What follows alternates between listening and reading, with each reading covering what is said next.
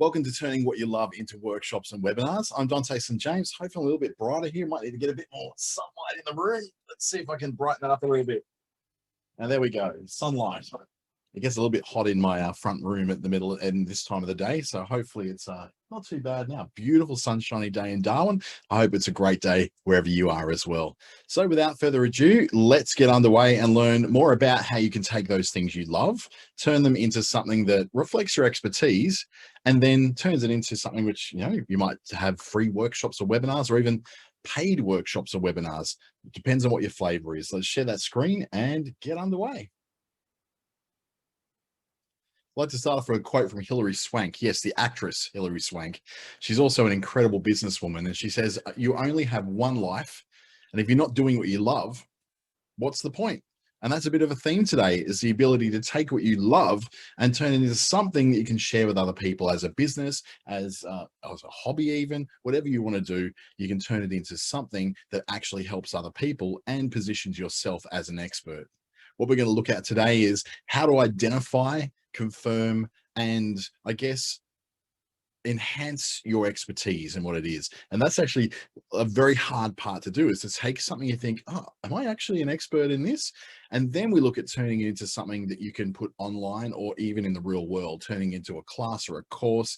We look at how you host workshops and webinars and where to start creating things like online courses. And we've also got a bit about the tools and the services that are going to bring all of that to life. But before I get underway, this is brought to you by Business Station and the Australian Small Business Advisory Services Digital Solutions Program. It's an initiative of the Australian government delivered in WA by Business Station, in Queensland by Regional Development Australia Brisbane, and Treaty Business Consulting in the Northern Territory.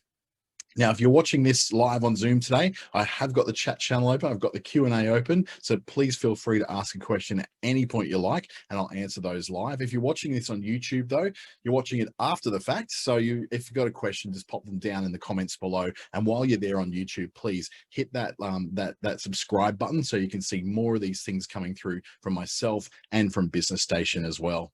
And what I'd like to say is that, I can be considered a bit of an expert in what I do as well. So I've done universities through the University of New South Wales in Sydney, through their business school, through the Chartered Institute of Marketing. You've got these endless diplomas and things that they put out through those. They took a few years to get underway, and also doing a lot of things, up to 2 different TAFE courses a year, just to keep my skills sharp and knowing that I've got the right information from the right sources. That's led me to working with Facebook as one of their lead trainers, a digital marketing associate and media planning professional.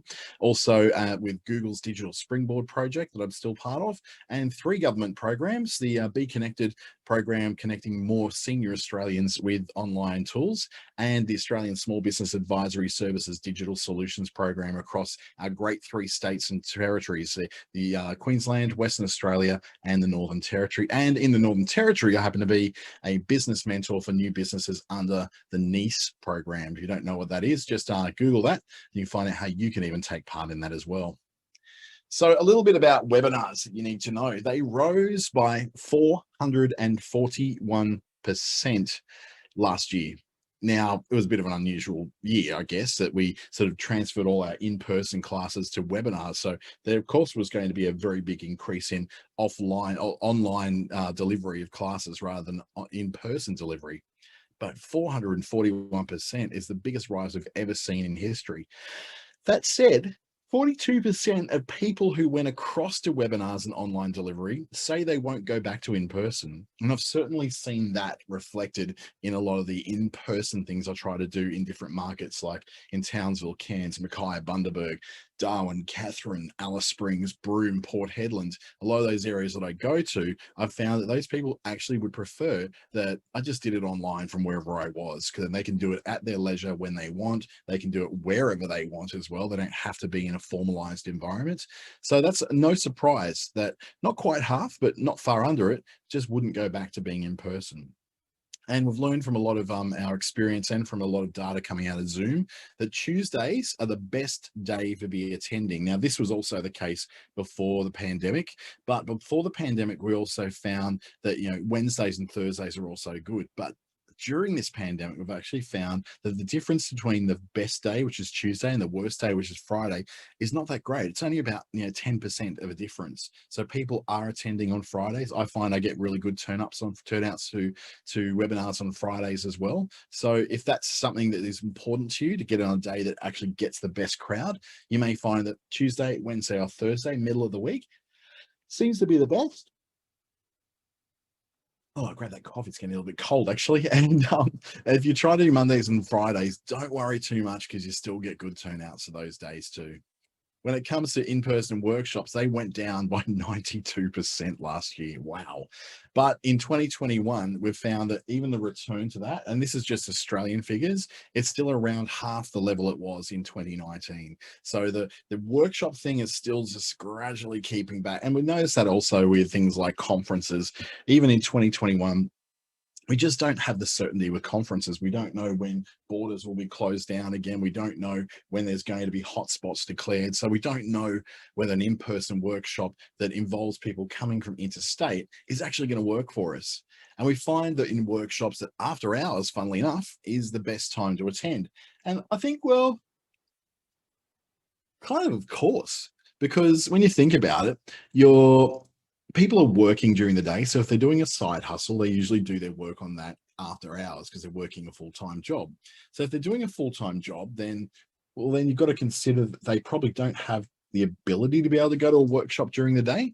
But even if they've got a business, they're usually working on a business during the day. So they don't really have time until after. And even then, with family commitments and whatnot, it can be a little bit hard. This is where webinars tend to do very well, because you can have your webinar running whilst you're still cooking, whilst you're still getting kids off to bed. Even after you get the kids to bed, you can put in your headphones and listen to it. It's not as intrusive on your life as an in-person workshop tends to be. So why would you even want to do any of this? You do what you do. You make candles. You are a consultant. You are a personal trainer. You're all these things. Do you really have to be a social media and webinar and workshop superstar on top of all that? Well, kind of these days, that's the way you stand out from the crowd. What happens with workshops and webinars is that they do develop a level of authority and trust and credibility, because you're bringing across your knowledge of your industry. You're bringing across a specific expertise that you have in that particular market or that particular industry. You are providing a real face to your business and a real face to your industry. One of the things I love doing so much is going and talking at schools about getting particularly more women into tech jobs, because it just provides a better balance of content for tech companies. At the moment, they're very, very skewed in favor of heterosexual male content. And so the world is viewed, and these particular platforms we work on are very much viewed from a heterosexual male perspective, because that's who's largely building these platforms. So to get some diversity in there is great. So I like to start at schools. I speak to a lot of schools in the Northern Territory and Queensland about how to develop a career or develop the skills that are required when it comes to going to a tech job after you finish school, or what kind of qualifications and study do you need to do. By doing that, I'm providing a face of the tech industry and the marketing industry that says, here you go, here's a career path for you that may not involve you even having to leave the particular market you're living in right now, if that's important to you to stay around home, which is certainly opening up a lot of opportunities for remote communities, especially remote Indigenous communities where family and country is so strongly baked into who you are. So providing that real face to an industry or to a business or to a market helps develop a level of rapport and trust. And of course, when you have something that people have to register for, and they know who you are, and they get that you're an authority, and they get that you have credibility, and you have some degree of expertise in what you're doing, then the attendees tend to be quite motivated, because they think that they're going to learn something from what you're doing, that they're going to pick up a skill, they're going to pick up a tip or a trick, or even just that one thing. Honestly, I've gone to a $1,500 conference once, it's probably about 2 years ago, and I walked away with one tip, just one tip. But that tip was so powerful that it made the whole $1,500, actually about, about $2,500 in total with, travel and accommodation and all that. But it was worth it because I was able to apply this one thing to most of my clients that allowed me to make a lot more money in return from it. So that kind of stuff, that's what we're looking for as attendees of webinars and at workshops. We're looking for that tip, that one piece of magic that we haven't come across before, although we haven't managed to Google our way towards, or some way of that person communicating what that particular magic or what that particular expertise happens to be. Another way that that workshops and webinars help you is that they help you and your business to develop relationships and further brand awareness. During a workshop or a webinar, like we've got a fairly small amount of us in the room today, so there's under 50 people, but at the same time we know that there's time for us to build a connection. So there's time for us to ask questions, there's time for us to open the chat and connect with each other even. Or we'll find that there's time in a workshop where there may only be 10 to 12 of you in a room, where you're part of a very small class, so you can actually ask very specific questions and get answers that are within the context of your particular business or the problem you're trying to solve. They definitely build those relationships, especially when you've got high quality content, because that high quality content, when you're delivering it, comes across as very credible. It looks like you care, but it also means that you're promoting yourself when you're in a workshop or a webinar. There's a promotion of yourself. Like every time I have to switch on this camera, I've learned that I've got to wear nice shirts. And the reason I need to wear nice shirts is it makes me look more professional, and it makes me look like I care a little bit more about my presentation when it comes to the people who I'm presenting to. This is not just my daily webinar where I can just whack on a singlet and put on some thongs. I dress properly and appropriately. I put on a pair of pants, which is, you would think I would put on at least a pair of pants. I put on nice pants. I even put my shoes on so that I'm actually in that frame of mind where I'm feeling professional. I'm feeling like I've got expertise and I've got something of value that I'm going to deliver people. It also means I care about the lighting. I care about the quality of sound. So therefore, that higher quality of delivery means that I'm promoting myself as a professional who cares, but also as a professional who actually takes his time to ensure he's got the right lighting, the right ring light, the right presentation tools, and the right microphone to be able to deliver a professional delivery. Then you've also got their email address for your expertise. So it's a bit of an exchange. They give you their email address so you can then contact them later on. They want access to your expertise. The price of entry is at least their email address. And that's a powerful thing to get because it allows you to touch base later and follow up with people. Now with the ASBAS program, it's a little bit different. I don't follow up with you because that's the job of the program to do that. But I can actually follow up with you. There's completely appropriate for me to reach out afterwards and say, hey, is there anything I can help you with? But at the same time, I provide access to myself at the end of each webinar to give you access to be able to get hold of me through a one-to-one appointment, or at least just to drop me an email. So that sort of thing, that exchange of expertise for contact details is a really big business relationship builder. It allows you to go on afterwards and build that relationship. And it's really, really good for building a pathway after your event. So for instance, if you've done your webinar or you've done your workshop, at the end of it, you can actually point to what's next. So usually what I do is ask you to go and watch it again on YouTube if you missed anything, or if you'd like a one-to-one with the ASBAS Digital Solutions Program, you can get that through the Business Station website to go and book a one-to-one with myself or any one of the other experts on our particular panel of advisors. So there's always a path forward, which is excellent brand awareness for you because it means that they realize that there's a second touch point there. And by having that second touch point, you're moving someone down what is called the sales funnel. Have a bit more of that to come. But it's also about having a better relationship, a deeper relationship with someone. If you've got them in a room, you can develop that individual personal rapport. If they're on a webinar, I just see a list of names. They're not even connected through to email addresses, but I can go back into Eventbrite and find out what those are, or into the Adams system and find out what they are, reach out to you. But what it does allow me to at least to do that. So I can then reach out afterwards if that's appropriate for this particular webinar, and we can follow up with more stuff.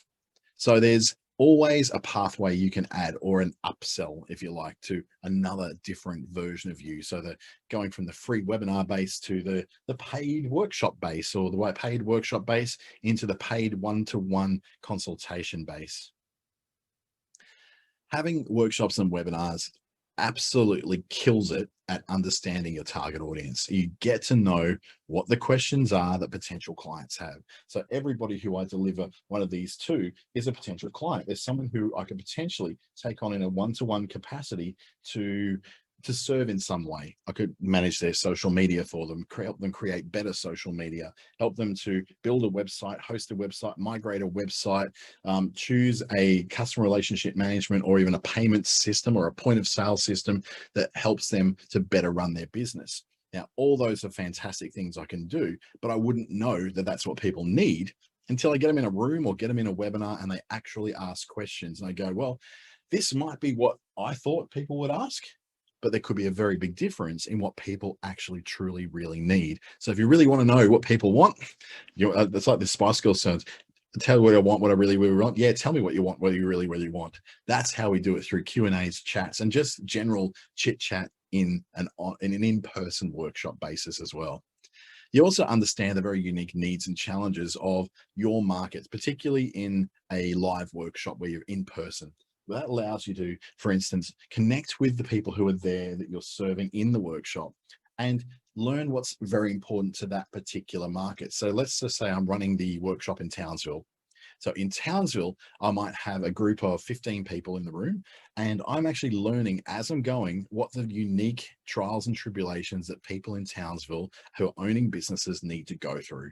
So I've got that piece of information now that's in my head and written down my notes, that I know that when I come back to Townsville the next time, I'm able to deliver something which bears that in mind. And that takes us back to the building better connections, because I know a little bit more about the market and I can speak to the market.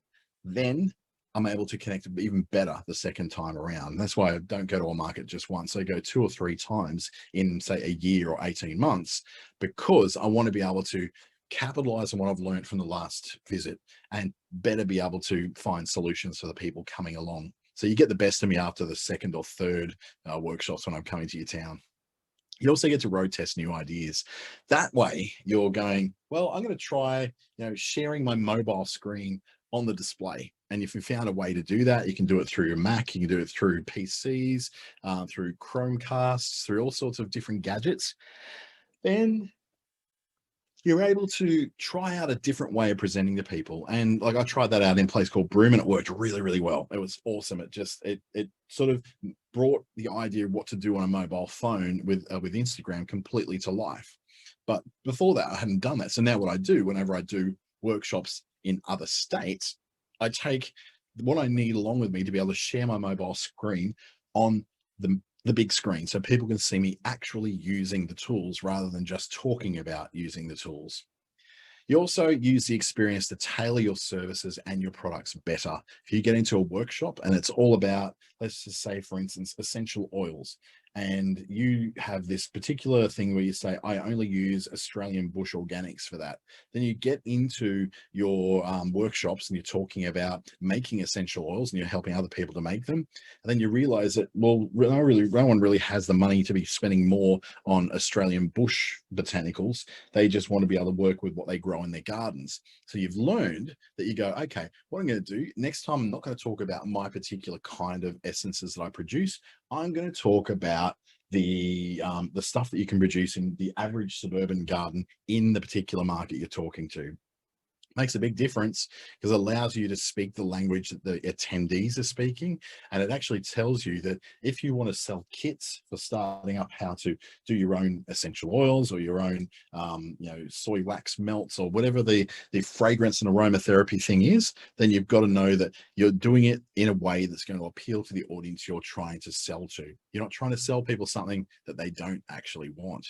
And that's something that's really, really powerful about this kind of thing, because I guess over the last 3 years of doing ASBAS Digital Solutions workshops and webinars, I've learned very, very much that people don't always need what you think they need. You've got to listen, learn from previous webinars and workshops, and then you go back and go, okay, I'm going to do this workshop again, but I'm going to take on board the feedback or the ideas I got from the last one and tweak it up slightly so it can better serve people. And usually by the time you get to the third or fourth iteration of a webinar or a workshop by any of our presenters, it's actually so finely tuned down to a fine art to what people are actually looking for.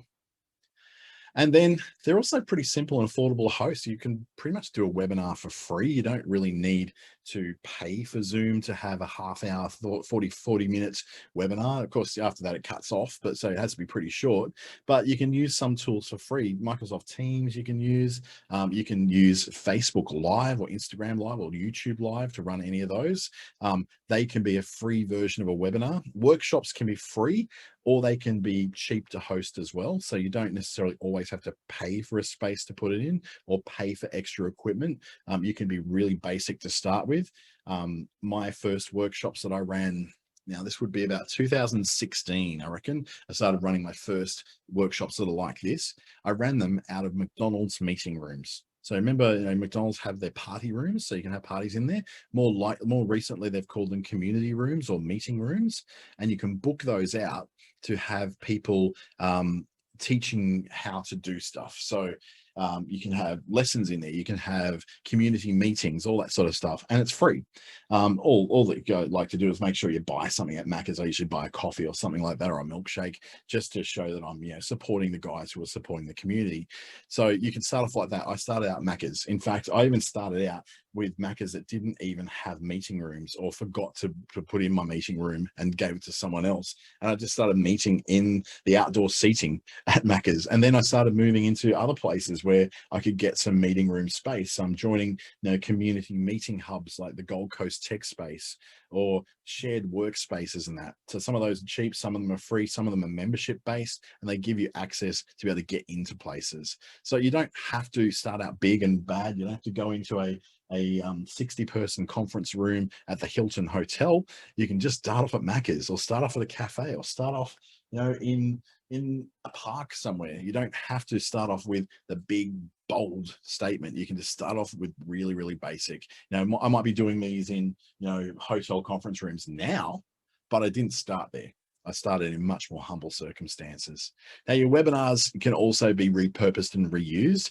What I do, I repurpose these webinars and turn them into content on YouTube and Facebook. And also these days, I'm putting it onto Instagram's IGTV. So I'm going to different places. I'm just about to set up Twitch as well, which is another video streaming platform. So I'm going to be putting my stuff into Twitch as well. The more places, the better chance I have of catching people into what I am actually building around my own sales funnel or expertise funnel to fulfill what my particular aims and goals are of what I'm doing with webinars and workshops.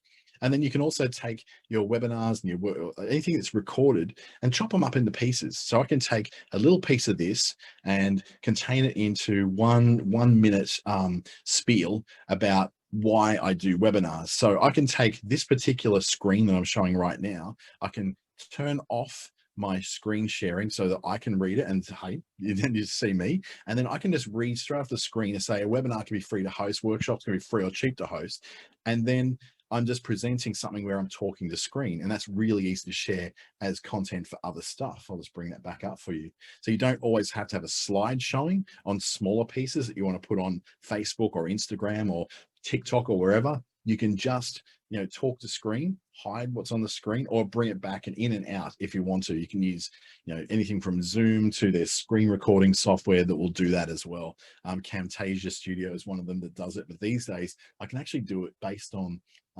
the Chrome browser has a free plugin that allows me to record what's on screen, record from the camera, and record from audio, and I can turn and switch between them all as well. It's a really good piece of technology, and it's a free plugin that goes on the Chrome. I can't even remember what it's called. I use it only a few times here and there, but it's very good for creating little bits and pieces that I then chop up and change in iMovie or in InVideo or Canva is actually really quite effective for doing that these days as a video creation tool too. And you don't have to use simple, like really, really super expensive webinar equipment. You can use, a $50 microphone. You can use a $500 laptop computer. You can get my ring light that's ahead of me. You can just see it reflected in my glasses.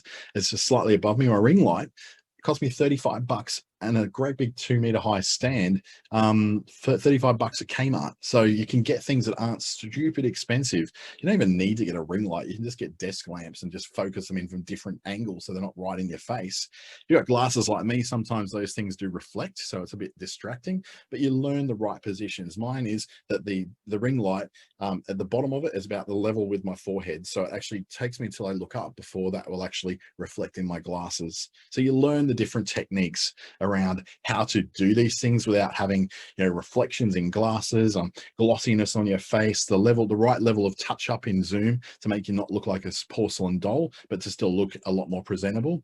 And learning, how backgrounds work, and knowing that having a bit of greenery in the background is actually very good for lightening and softening up. Having something interesting for people to look in the background gives them something to, I guess, focus on other than you, if they're someone who's easily distracted. And also, by not sitting deadly still and just presenting like a robot, you're actually creating a point of focus for people to come. So I'm a bit gesticulative with my hands. That's a big word, isn't gesticulative. I like to gesture a lot with my hands. I like to move a lot. I tend to turn around and all that. And that's all very good for online video, particularly for webinars, because it makes it a little bit more engaging than someone just sitting there just reading things off a screen just with a very monotone voice. And you would probably turn this off after about 5 minutes because it would really do your head in. So it doesn't have to be expensive to do these things. Webinars are also awesome lead generation. So if you're aware of what the sales funnel is, it's like an awareness, consideration, conversion before you make the money. So registration is at what we call the top of the sales funnel, in what we call the awareness stage, where people don't necessarily know who you are, but they're going, you know what, I'm going to register for this. At that point, they move into the consideration. So the registration is showing an interest in what you do, and the attendance is showing in the middle of the funnel that they are considering you as an expert, or considering you as someone that they want to work with. Now, that could be very powerful for you, because you could find that people don't, if you're the only person in your area and your level of expertise and in your industry who actually does a workshop or a webinar, that whole room of people that you're speaking to, or that virtual room of people you're speaking to on Zoom or Teams or whatever the tool is you're using, they could be your clients that are testing you out. So this is your chance to kind of like do a bit of a job interview for them to get across that initial line. So they go, yep, I want to go to that next level, that conversion level, where I'll be able to sell my products and services to those people. So the sales funnel is very much alive and well when it comes to the whole world of webinars and workshops. Now, this one, do bear with me. This is how to identify your professional expertise and specialty. And I will sort of run through this rather quick, but first of all, you need to find out what your professional expertise is, because you might be going, I do want to do these, but I'm not kind of sure what I'm an expert in. Most people sit in this whole area. They go, well, I'm just a mug punter. I don't know anything. I've just been doing this job for 25 years. Maybe you're an expert.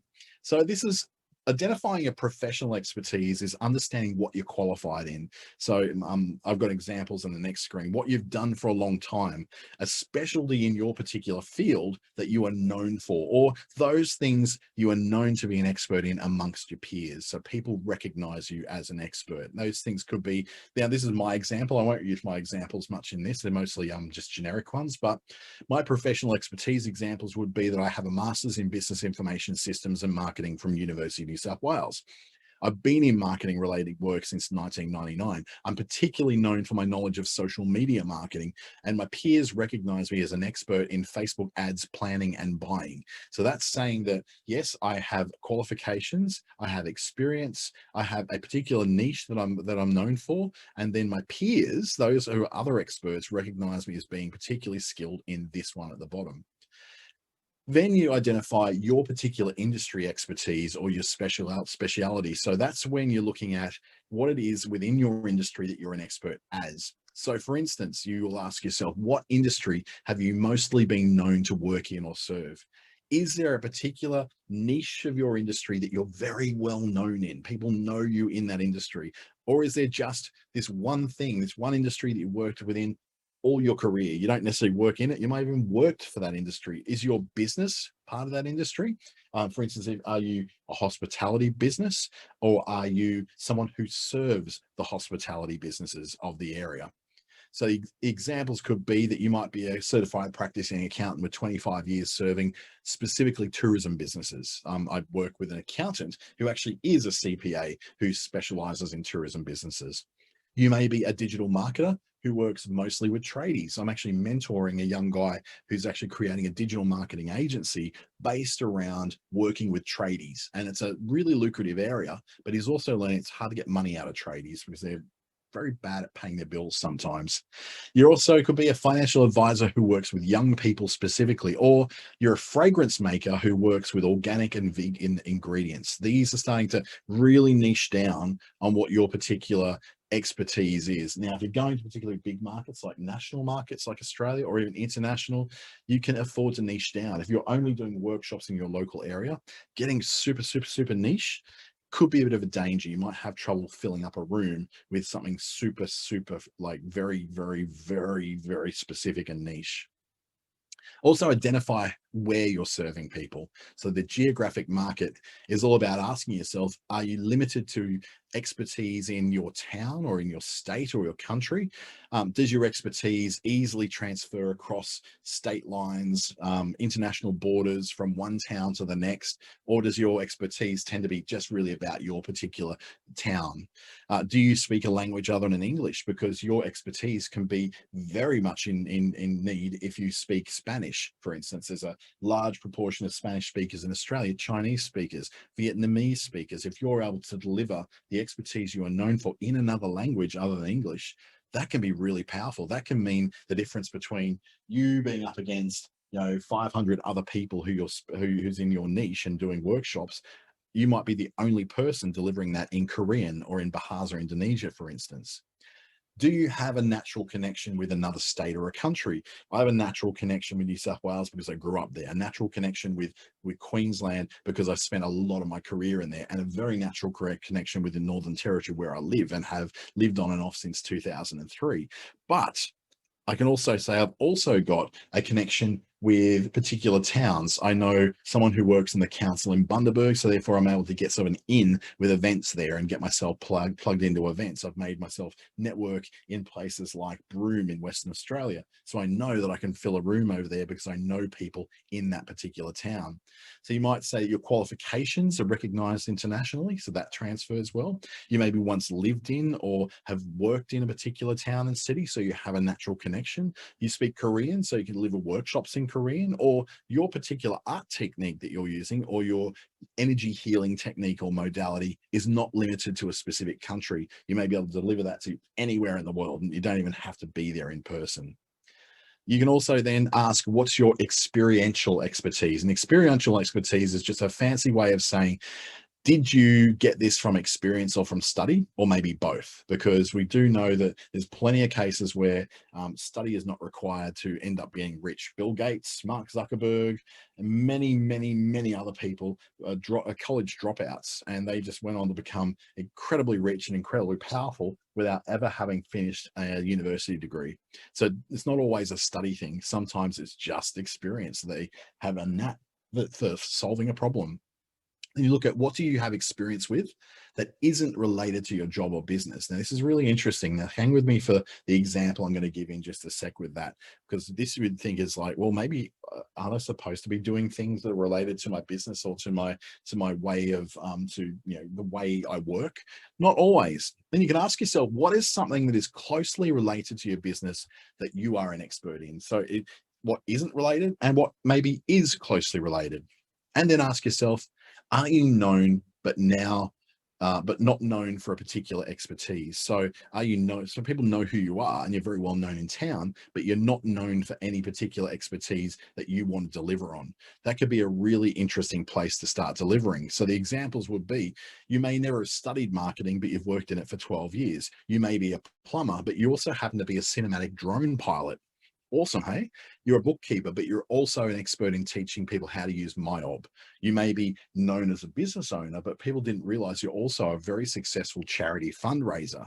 So these are all things that you can deliver workshops and webinars on. Identifying your expertise is highly important, because it allows you to then claim an area that maybe nobody else is claiming.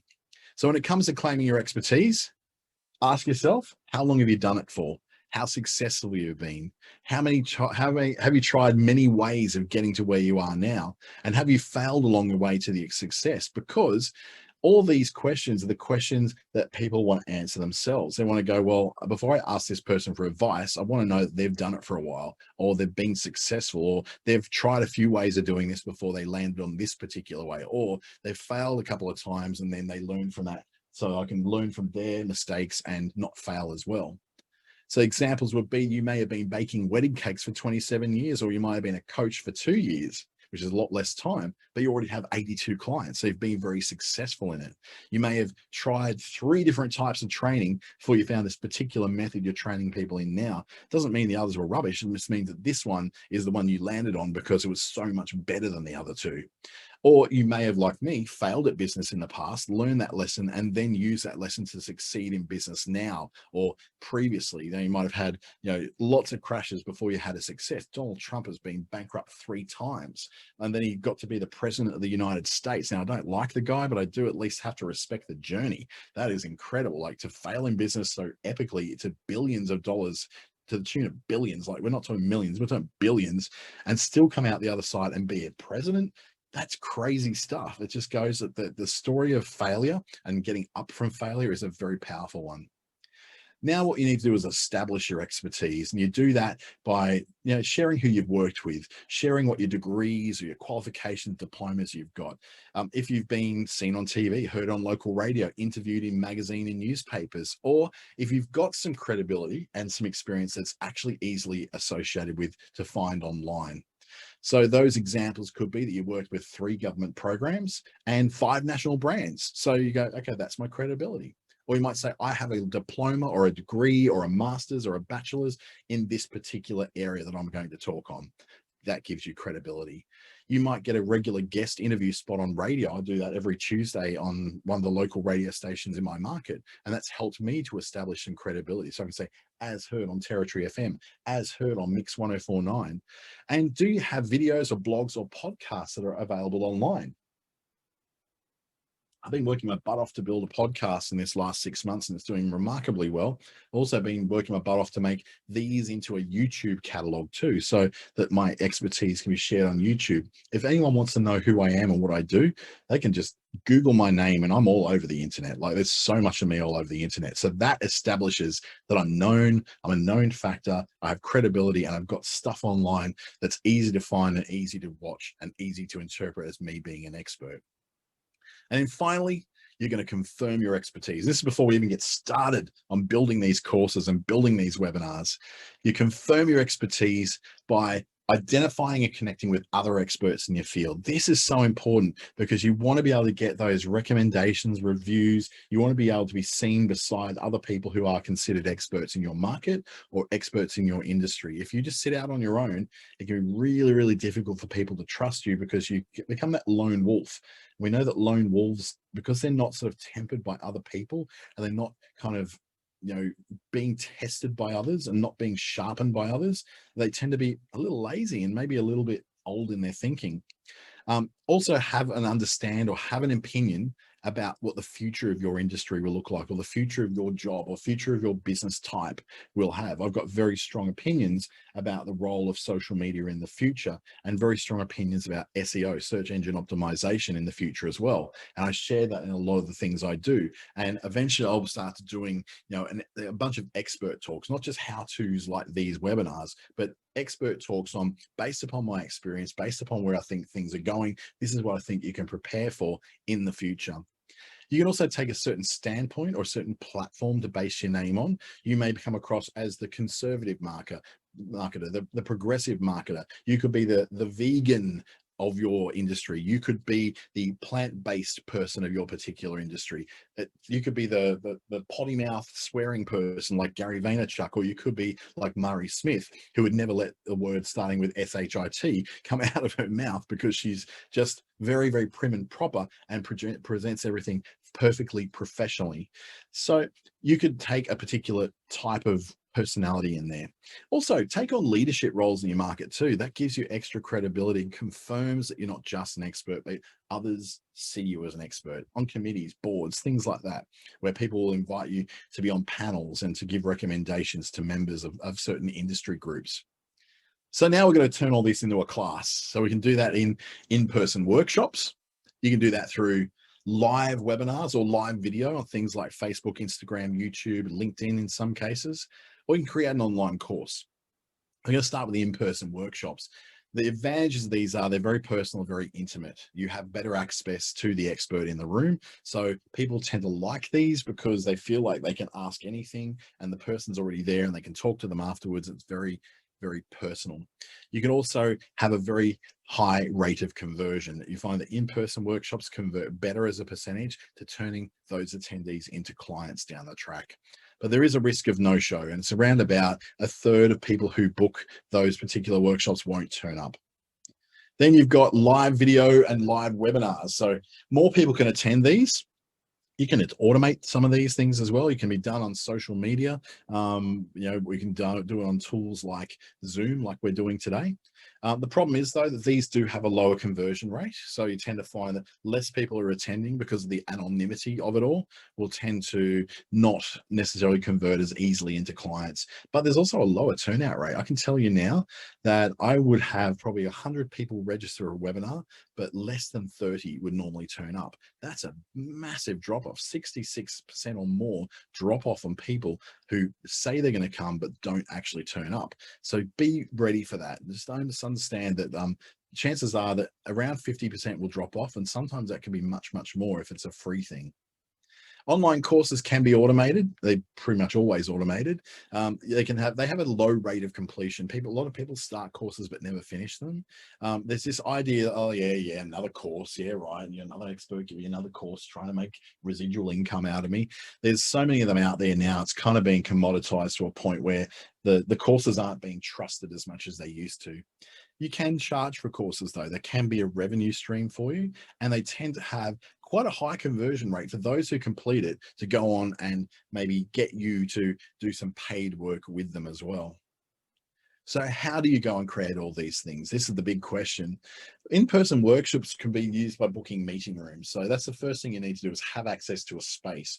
Now, you don't have to use expensive conference centers and meeting rooms in hotels. You can just use churches, who often will book things out for a very nominal cost.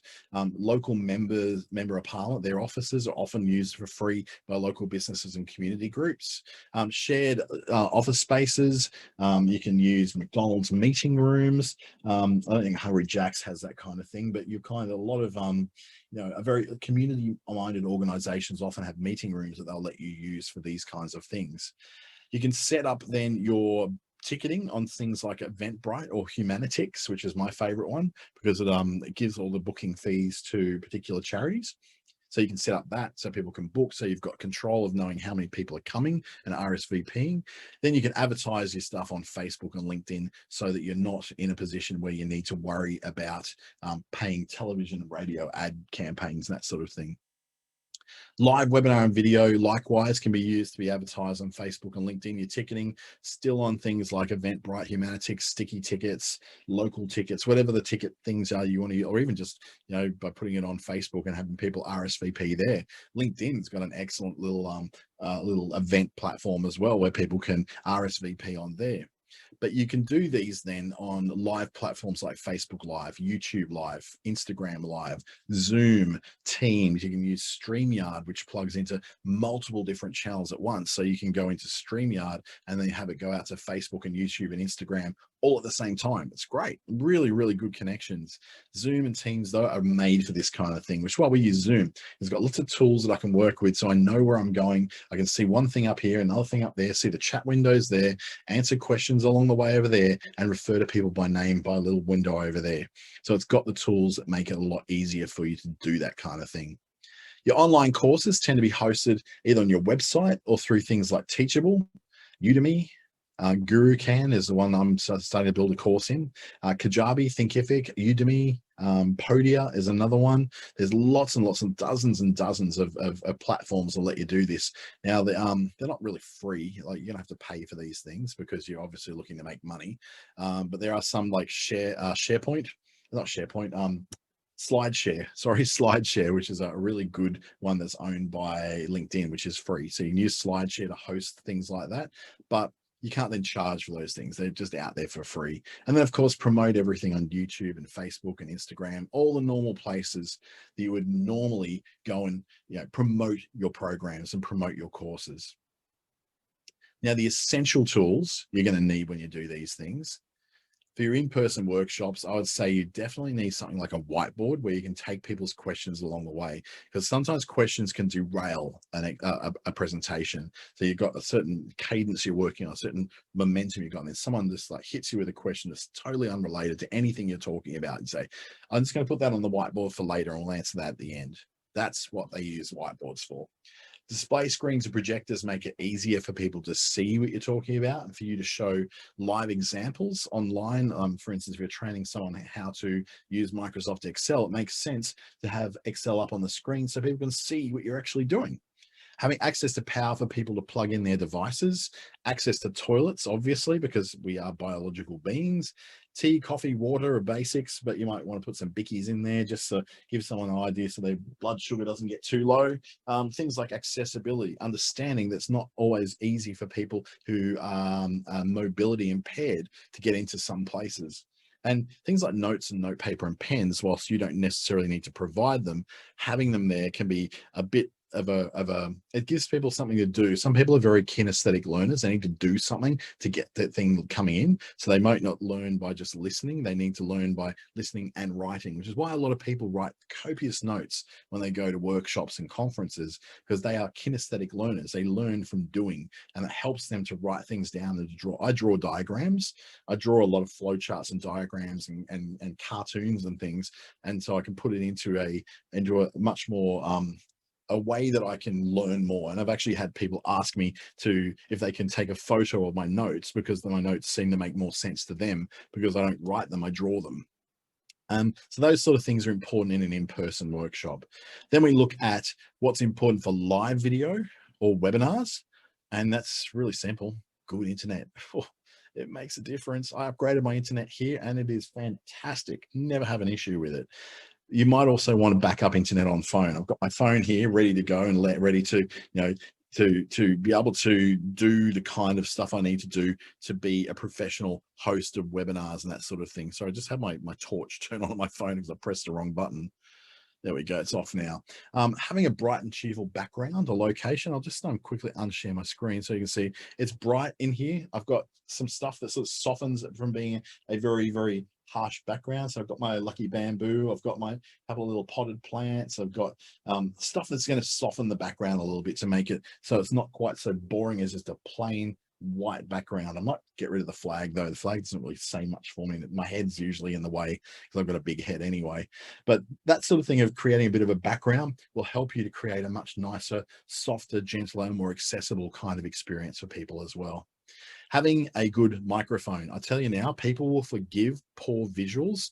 They'll forgive bad slides. They'll forgive a camera that doesn't quite do the job, but they'll never forgive really poor audio, because that's the bit that people connect with. They don't connect with your face necessarily. They connect with your voice, your style of presenting. If someone's a motor mouth and they go, and you can't understand a word they're saying, they were less likely to forgive you than if, say, for instance, your slides had too many words on them. So to make sure that you speak clearly, but have a good microphone as well, because that will make a huge difference in the quality of your delivery. Just using your laptop's microphone isn't going to be that good. It's not going to be what you need to have. Now I've got other tools, like I've a plugin called Crisp, which removes all the background noise. You can't hear my noisy, my noisy computer and my noisy, because the fan is just going ballistic on this computer. You can't hear my noisy air conditioner. You can't hear the guys that are working on the roof. They're going bang, bang, bang, because this thing filters all of that out. So those sort of things can be really helpful. A reliable, fast computer can also be helpful. Having a computer that sort of seizes up all the time, you can have the best internet connection in the world, but if your graphics card on your computer is really, really bad, then the idea of translating this down the camera into something which can be transferred through the internet is not going to be great. And then also have some knowledge of your systems. So know the systems you're working with. If you're using Facebook Live, know how to use it in Creator Studio. That's where you go to learn all the ins and outs. Go to, the Facebook's blueprint tools to understand how live video works on Instagram and Facebook. Understand how to use Zoom the best possible way so people understand it, and understand your tools as in knowing that when you're talking to people, talk to them in the camera. Don't be talking to them over here because you can see yourself and their pictures over there. That looks really disconnected. Come back here. This is my tiny little screen. They're my two big screens on either side. This tiny little screen is where I put my presentation because it keeps me focused on you. So it's something that builds a lot more clear rapport. So have knowledge of your systems, have knowledge of how people are working, and then understand how that all works. When it comes to recording an online course though, well, then a good microphone is paired up with a very good camera. Having a really bright environment that's a bit more, probably a bit more professional than my background for a course. I'd need to probably remove the flag, probably turn everything around to a blank wall, and then maybe project something on there through like a fake background or something like that. Rehearse. If you've got like an online course, rehearse your lines first before you record them. Use your slides, use your notes, make them available. Make sure you've got things like questions and answers ready to go in that course. Frequently asked questions go a long way to making a course more consumable. Have your assessments ready, or how you're going to assess people, and have some kind of upsell at the end of it, because when people finish their course, they're going to be hungry for more. So make sure you've got something that's going to give them that little bit more. So just a recap before we go. First of all, when it comes to making these things, find your particular expertise. And I spent so much of this particular webinar on that because this is the most important thing. The tools, you'll learn all those. The presentation styles, you'll learn all that. The content, you already know that. But understanding what it is you're an expert in means you won't fail when you go out there. You won't be coming across as being something you're not, or an expert in something you don't do. So find what your expertise is, establish that expertise, and then confirm that expertise so that if anyone needs to look you up and say, are they an expert, and they can't find you online, I'll just assume that you're just another snake oil salesman and you're not really that much of an expert in anything. Find your platform, find your model. So are you going to do online? Are you going to do in person? Are you going to do courses? Find out which one you're going to do, and then find the platform that's going to support that, whether it's Udemy or Teachable or Podia or Kajabi, or whether it's going to be just simply Zoom, or maybe even just Facebook Live.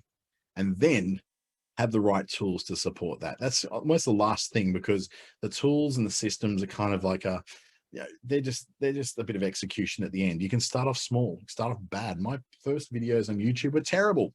In one of them, I'm not even wearing a shirt and it looks terrible. So it's like, just don't bash yourself too hard for starting off bad and then getting better as time goes on. If you'd like to talk more about any of this, please do reach out through dante@treaty.com.au. You can follow me on LinkedIn, Facebook, and Instagram, and this will be available on YouTube as well. And if you're on YouTube and watching this, please, I would love it if you give me a subscribe on there, just so you can see more of this content coming through to your notifications. So thank you so much for joining me. I do hope you enjoy these. I've got another 4 webinars this week, so there's tons of stuff I have to do. In the meantime, though, thank you for taking time out of your business to work on your business. Have a great week.